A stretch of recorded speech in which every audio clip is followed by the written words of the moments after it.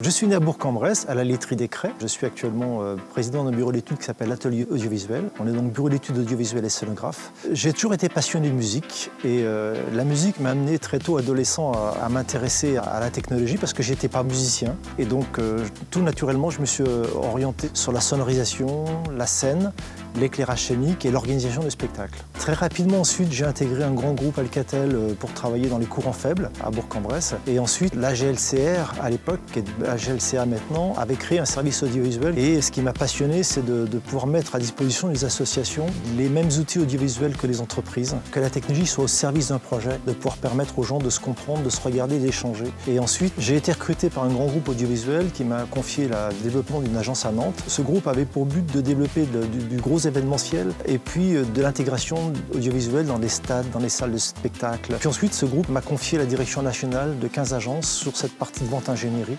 Ce groupe perdait de l'argent, donc m'a licencié. Et tout naturellement, quelques mois après, je crée ce bureau d'études audiovisuelles avec un de mes amis, David. Et pour nous, c'était un vrai projet parce que jusqu'à présent, quand on construisait une salle de spectacle, quand on construisait un siège d'entreprise, l'architecte faisait le bâtiment.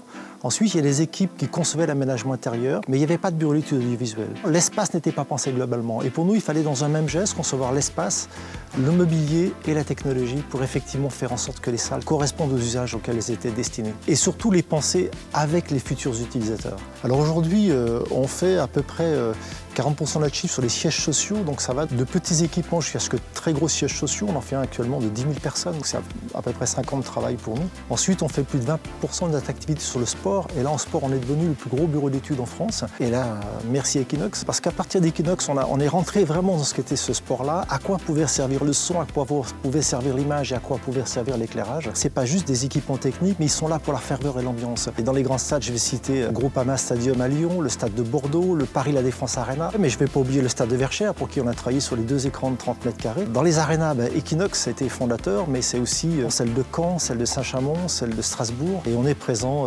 actuellement à New York, à Abu Dhabi, à Saint-Barth, en Afrique, soit pour les projets d'hôtellerie, soit pour les projets de sport. J'habite Bourg-en-Bresse, c'est toujours l'attachement à un territoire connu depuis l'enfance et dans lequel on se retrouve et dont on a vraiment besoin. Je suis quotidiennement dans l'urbain et sur des chantiers, beaucoup aussi devant des ordinateurs à travailler, mais c'est quand même un lieu ressource. On s'y sent bien dans toutes ses composantes.